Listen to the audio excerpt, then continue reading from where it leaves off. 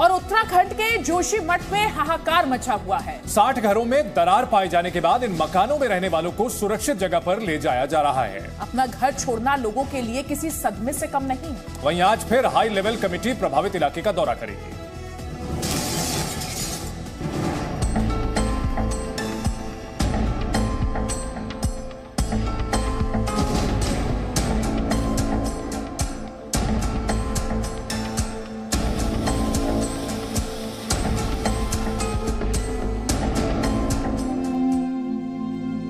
पापा ने अपनी दवाइयाँ एक टाइम की दवाई छोड़ करके कुछ नहीं खा करके हमारे लिए अपने सपनों का महल बनाया था और अब वो भी खत्म हो गया।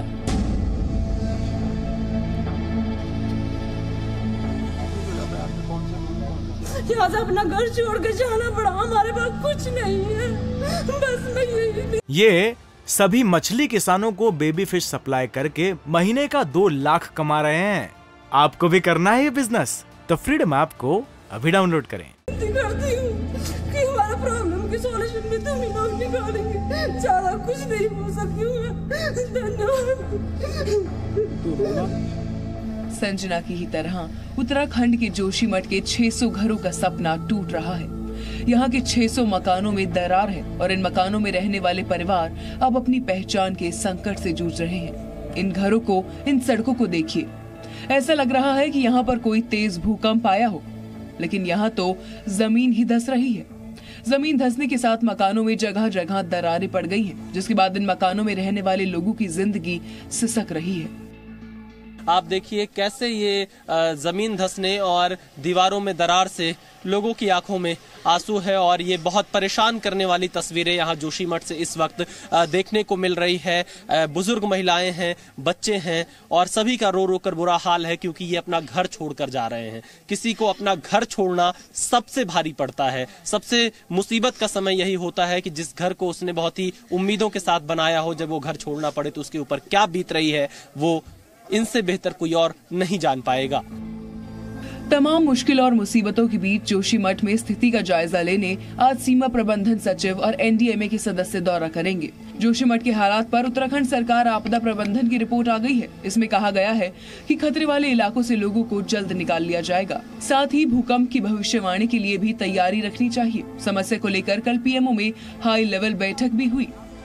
उत्तराखंड के मुख्य सचिव ने पीएमओ को हालात की जानकारी दी। राहत और जरूरतों के बीच सवाल भी उठ रहे हैं। उत्तराखंड के पूर्व सीएम और कांग्रेस नेता हरीश रावत ने कहा है कि प्रभावित लोगों को हर महीने 4,000 रुपए की मदद काफी कम है। जिस समय सरकार के समूह को जोशीमठ के आशंकाग्रस्त और पीड़ित लोगों के साथ होना चाहिए था, उस समय वो उनके साथ केवल दिन में हैं।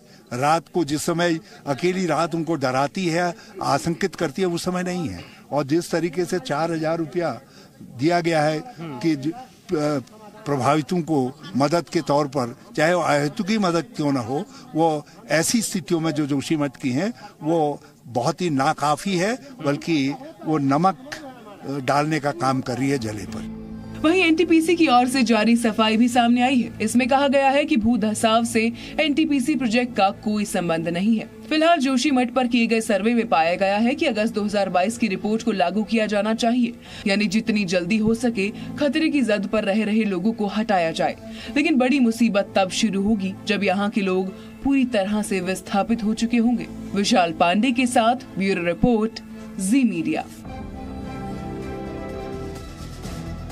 और दक्षिण अमेरिकी देश ब्राजील में इन दिनों पूर्व राष्ट्रपति बोल्सोनारो के समर्थक बेहद गुस्से में हैं। गुस्सा अपने पसंदीदा नेता के चुनाव हारने और विरोधी पार्टी के नेता के राष्ट्रपति बनने को लेकर है। ये गुस्सा रविवार को इतना बढ़ गया कि प्रदर्शनकारी पुलिस बैरिकेड्स को तोड़ते हुए वहां के संसद भवन, राष्ट्रपति भवन और सुप्रीम कोर्ट में घुस गए। ये नजारा बिल्कुल वैसा ही था जैसा ठीक 2 साल पहले अमेरिका में देखा गया था। देखिए ये रिपोर्ट।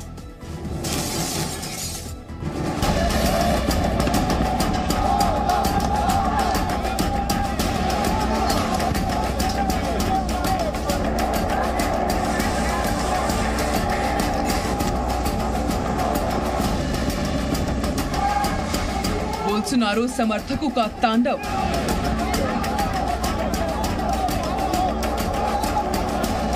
बैरिकेड तोड़ संसद में घुसे।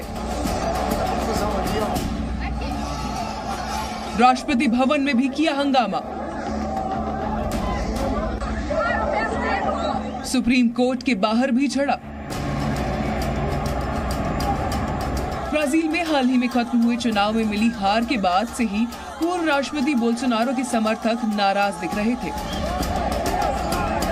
बोल्सोनारो समर्थक बार बार चुनाव के नतीजों को नकारते हुए अलग अलग तरीकों से नतीजों पर अपना गुस्सा जाहिर करते रहते थे। लेकिन कौन जानता था कि इन समर्थकों का गुस्सा इतना बढ़ जाएगा। रविवार को जैसे उनके गुस्से का बांध टूट गया और उन्होंने संसद भवन पर ही हमला बोल दिया। करीब 3000 लोगों की भीड़ संसद परिसर के बाहर इकट्ठा हुई और फिर वो बैरिकेड तोड़कर परिसर में घुस गए। बेकाबू भीड़ पहले संसद भवन, फिर राष्ट्रपति भवन और फिर सुप्रीम कोर्ट में गई और वहां बोल्सोनारो के समर्थन में नारेबाजी की।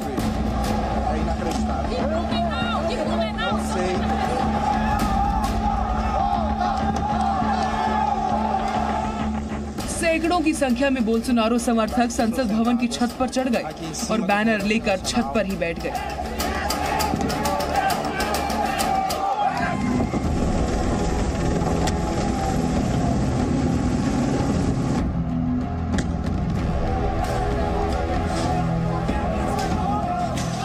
संसद के अंदर का नजारा तो बिल्कुल ही अलग था।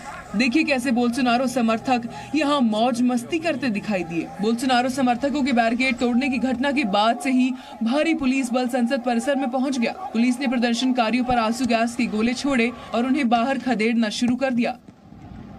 इस दौरान सैकड़ों प्रदर्शनकारियों को गिरफ्तार भी किया गया। इस घटना को लेकर ब्राजील के मौजूदा राष्ट्रपति लुइस इनासियो लुला डी सिल्वा ने कड़ी आपत्ति जताई है। राष्ट्रपति डी सिल्वा ने साफ शब्दों में कहा है कि प्रदर्शनकारियों को बख्शा नहीं जाएगा। Decretada intervenção federal no Distrito Federal até dia 31 de janeiro de 2023. A intervenção de que se trata o caput se limita à área de segurança pública, conforme o disposto no artigo 117A da Lei Orgânica do Distrito Federal. Eu vou voltar para Brasília agora, vou visitar.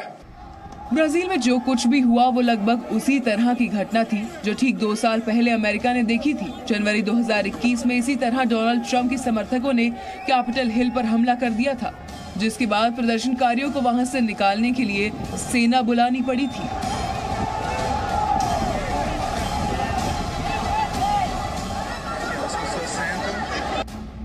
Bureau report, ji media.